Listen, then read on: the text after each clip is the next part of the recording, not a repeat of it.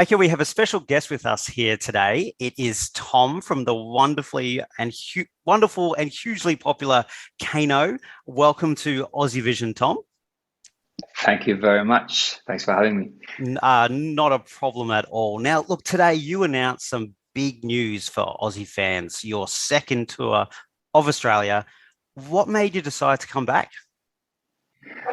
Well, we really wanted, I think it was the day we left Australia last time, we were really thinking, okay, we have to go back because the Australian fans were amazing. And also yeah, we love the vibe in Australia, and it's especially now, like we're in winter in Europe. There's no better place to tour than Australia.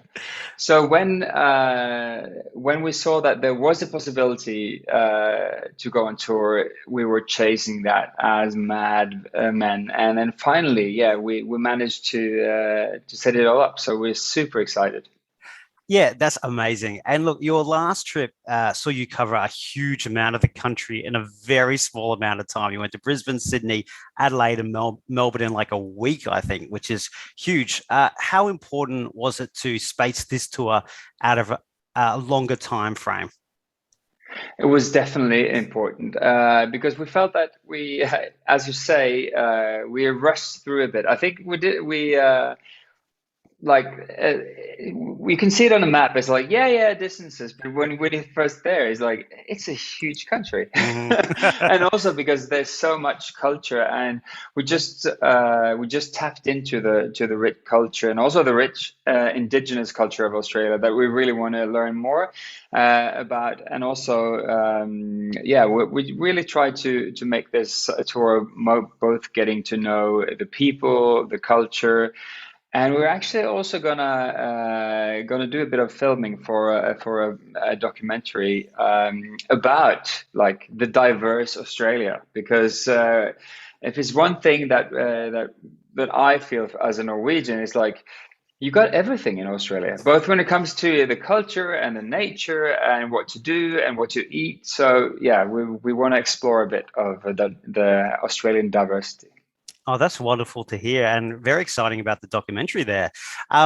Also, you didn't get to do many touristy things or not just tourist stuff, but as you say, understand the culture, visit certain places. Is there anything you're hoping to see this time around that you didn't get to do last time? Well, I like there's one thing that Alexandra has been talking about ever since that she she hasn't like she really wanted to pet a koala. But in general, we really want to see a bit more, and I think we have a bit planned. Nothing else. Well, not everything is set in stone, but we really Mhm. want to see a bit more of maybe a bit more of the outback as well. And there we have some plans to when we're in Victoria to learn more about the indigenous culture and to go a bit deeper in everything. We might do some snorkeling, diving, and yeah, we'll see. But please feel free to come up with great suggestions of what to see, where to eat, because we're great foodies, all of us. Oh, that's fantastic. Well, we could definitely put a list together for you, and a lot of fans will as well give you lots of suggestions, I'm sure. Also, I Perfect. notice in the dates when you're in Sydney, it is around the same time as Sydney Mardi Gras. I think that evening looks free in your schedule there. Are you guys considering appearing, being involved, just visiting in some way? We'll see what happens. So we're open for everything. Fantastic. That's But great. definitely, yeah, definitely it would like I've dreamt of being in Mardi Gras in Sydney for many years, and I know from people that's been there, it's that the atmosphere is amazing, and of course we would like to take part of the celebration as well. Yeah, no, it's a fantastic event. I've got to march in it a few times. You'd love it if you were involved. Now, look, you're performing at Australia Size, which we're very excited about. Do you know much about our national final show? Have you heard much about it? Well, we've heard about it, and I've seen a bit of actually like I think it was 2020. I saw something, and The thing is, like, of all the national finals throughout the world, I think Australia decides might be the one with the highest quality all over when it comes to both, especially when the singers and also the songs. It's really like there's, as in a lot of countries, they have this. Well, for Eurovision fans, every artist is great and every song is great. But for a lot of the, like, if you can say, like, the majority of the people will say that, yeah, it's not like A class acts, but in Australia it's always top level.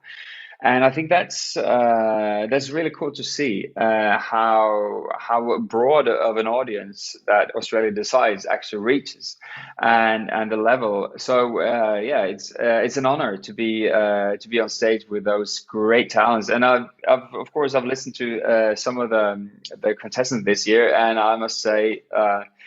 Yeah, I think you're gonna have a very, very good act. Of course, I haven't heard the songs, but yeah, there's definitely some great artists there. Oh, there really is. It is a great mix of artists that we get for Australia's sides. Now, also on Australia's sides, in 2020, we had Jon Sand, obviously from Norway, and Måns Zelmerlöw from Sweden. Why do you think Australians and Scandinavians get on so well? There seems to be such a close relationship between us. Yeah, I think, but to be honest, I'm not really sure. I think one of the things is like the Australians I know, they're kind of I would say positive minded. They like to be outdoors. They don't care too, like, so, like, yeah, everything goes in a way. Even though of course this is generalization, but I think that's a bit the same with the Scandinavian as well. We don't care too much about, like, how much money you've got, or what you do, or where you are, like, if you like speak in that kind of dialect or that. It's like, if you're a nice guy, cool, then you're my friend. And I think that's the kind of the same mentality that we've got. And it might be that both Australia and Norway is really, really sparsely populated when it, like, so you don't see that many people all the time. So, like, when you first see a guy, like, okay, yeah, it's, try to be friends, and maybe not to talk too much. It's not like Americans, they blab all the time, but it's, yeah, perfect. Oh, brilliant. Yeah, no, I very much agree. I think that is why our two countries and areas get on so well. So, KEiiNO, you have released so much music and done so much from 2019 to now. Like, you had your album, your deluxe album, you've had like 20 odd singles. You obviously performed at Eurovision, you went into MGP again this year. Like, do you guys ever rest? It's been a very busy couple of years. Well, I think this is not the time for us to rest, and I think the good thing is, like, we're all really will yeah, we've got a lot of energy, and we feel that, like, we're on a good roll, and we really enjoy working together. And it's always like that. Yeah, we still feel that we haven't written or released our best song yet. So it's more like, okay, get on with the next song and let's do it, and then, like, try to improve our live show. And yeah, it's really cool to be able to now return to Australia with our live band as well, and for the Australians to see, like, what some great musicians we've got with us, and actually the and how this has improved since 2019. Because of course we have released a lot of more songs, so we've got a bigger back catalog, but also, like, we've figured out what yeah, like, what we can improve, like, which elements that we can add to the show. And of course, now, as Alexandra also has been through different genres in Stjernekamp, Mm. we've got more strings to play on when it comes to adding new things for our live show. So hopefully in your lineup of songs, I imagine Monument will be included. I'm sure it's been incredibly popular. And look, obviously you guys didn't get to go to Eurovision with it, but what has the support meant from fans who've really embraced that song? I mean, it keeps winning lots of these other competitions. Everyone absolutely loves the song. What does that support mean? It's really, well, it means a lot. It really means that because we spent so much time both in composing and also producing the song, and really did an effort to make that stand out as something like a monumental song. Mm. And even though we didn't win in Norway, to see that the song has means a lot to a lot of people, and also like a lot of people see that, yeah, this is a good piece of quality music. That really makes yeah, it's very important for us, and it that's why we're in music. We really want to write songs that will create some kind of emotion in people, and yeah, it makes it all worth it.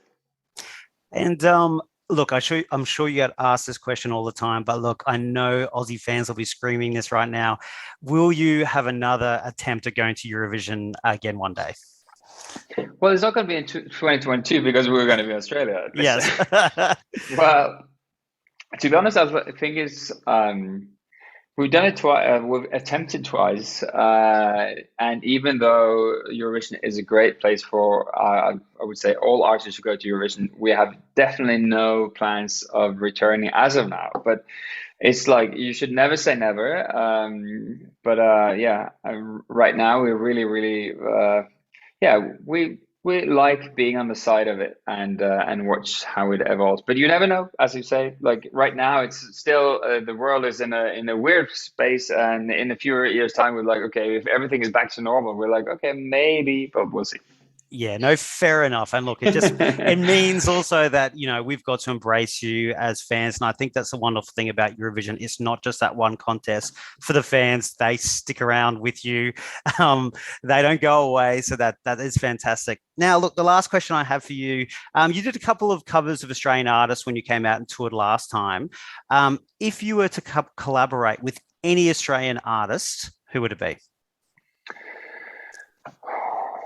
Well, I can't say too much, but it might be there will be something coming up. No, Oh, but it's like there's a lot of great artists, of course. But I would say if we at one point in our career would be able to share a stage or sing a song or maybe do a collaboration with Kylie, that would be, of course, the top prize of everything. of course. I had a feeling you might say Kylie. Big fans here of Kylie at Aussie Vision as well. Any favorite song of Kylie? You can say a couple if you want. Well, I think we already we performed "Can't Get You Out of My Head" a Correct. couple of Yep. times live, and that is definitely one of my favorites. But however, I'm super excited by her new Mm. disco album. So yeah, I think for me, yeah, it's hard to just name one song. But then again, also like the earlier songs that you really like, people like write off as too cheesy, but I could be so lucky. It's like Mm. it's really it's got something magical about the songs. I So know it's yeah. very hard to choose one when it comes to Kylie. Which Well, one look, is yours? oh, that's good. I would say it is Confide in Me or Better the Devil You Know. Yeah, well, Yeah. And then Love at good First ones, Sight. good Look, I ones. could keep going. I could have 10 straight away. It's very hard. Well, look, Tom, it's been an absolute pleasure. We are so excited that KEiiNO are coming back out to Australia, and I know fans are as well. We'll have all the details out about their tour. Thanks so much for joining us. Thank you so much for having me.